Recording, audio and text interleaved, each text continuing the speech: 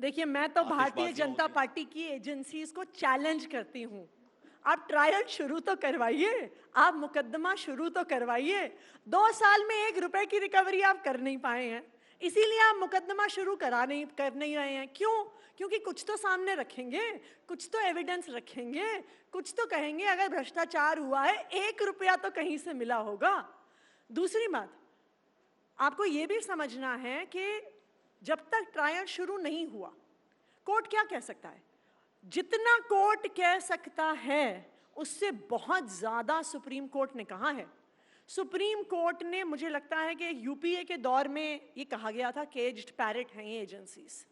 आज फिर से भारतीय जनता पार्टी की सरकार के मुंह पे तमाचा मारा है सुप्रीम कोर्ट ने।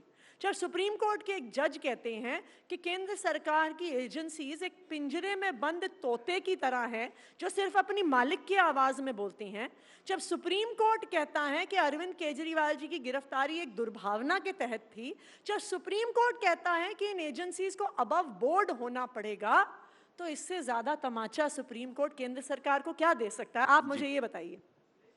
ठीक है, आप कहिए कि जी विपक्ष की सारी पार्टियां करप्ट हैं, आम आदमी पार्टी करप्ट है, भारतीय जनता पार्टी करप्ट है, समाजवादी पार्टी करप्ट है, टीएमसी करप्ट है।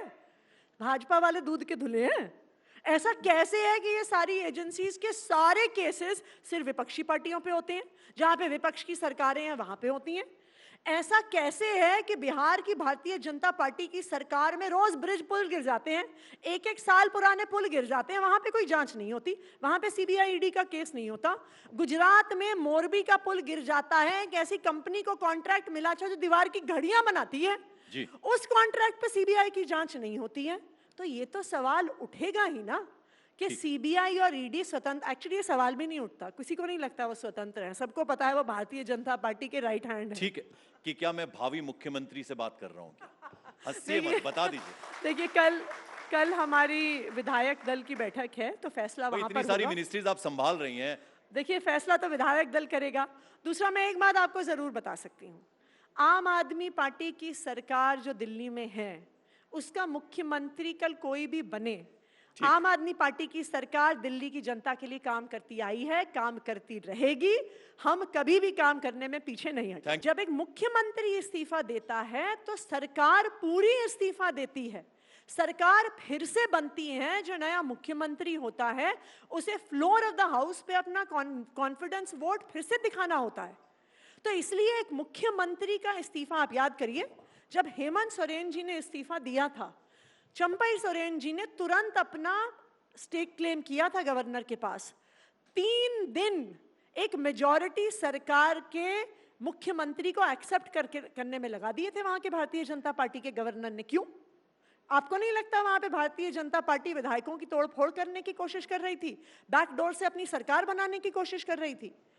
तो अगर अरविंद केजरीवाल जी तब इस्तीफा देते तो एक के बाद एक विपक्ष के मुख्यमंत्रियों की गिरफ्तारी की लड़ी शुरू हो जाती। ममता बनर्जी गिरफ्तार होती, पिनरई विजयन गिरफ्तार होते, सिद्धरमैया जी गिरफ्तार होते, स्टालिन गिरफ्तार होते। तो लोकतंत्र को बचाने के लिए, विपक्ष की सरकारों पे ये हमला जो हो रहा था रोकने के लिए, इसलिए अरविंद केजरीवाल जी ने उस समय इस्तीफा नहीं दिया। और मैं मानती हूं बिल्कुल सही किया। लोकसभा में लोग एक नेशनल अल्टरनेटिव के लिए, एक प्रधानमंत्री के चेहरे के लिए वोट कर रहे होते हैं। तो लोकसभा के जो डायनामिक्स हैं वो बाकी इलेक्शन से, स्टेट इलेक्शन से थोड़े अलग हैं, लेकिन वो भी समय की बात है पंकज जी। अभी अगले लोकसभा चुनाव का इंतजार करिए, अगले लोकसभा चुनाव का परिणाम बहुत अलग होने वाला है। सच है कि ये जो पूरा फर्जी केस आम आदमी पार्टी के नेताओं पे लगाया गया, दिल्ली के मुख्यमंत्री अरविंद केजरीवाल जी पे लगाया गया, वो एक कीचड़ उछालने की कोशिश थी। वो ये जो कीचड़ उछालना चाह रही थी भारतीय जनता पार्टी, वो इतना ही था कि जी अरविंद केजरीवाल भी और नेताओं की तरह ही है, अरविंद केजरीवाल की आम आदमी पार्टी और पार्टियों की तरह ही है। यही इनका पूरा प्रयास रहा इन पूरे फर्जी केसेस से। लेकिन मैं जितना दिल्ली के लोगों में घूमती हूँ और मैं जितना दिल्ली के लोगों को जानती हूँ, और आप भी दिल्ली में रहते हैं, अगर आपको भी मौका मिले तो आप दिल्ली के आम लोगों से बात करिए। दिल्ली के आम लोगों को अरविंद केजरीवाल और उनकी ईमानदारी पे भरोसा है। दिल्ली के आम लोगों को पता है कि अगर अरविंद केजरीवाल ईमानदार नहीं होता ना, तो नोएडा, फरीदाबाद, गुड़गांव की तरह दिल्ली में भी 8-8 घंटे के पावर कट लग रहे होते।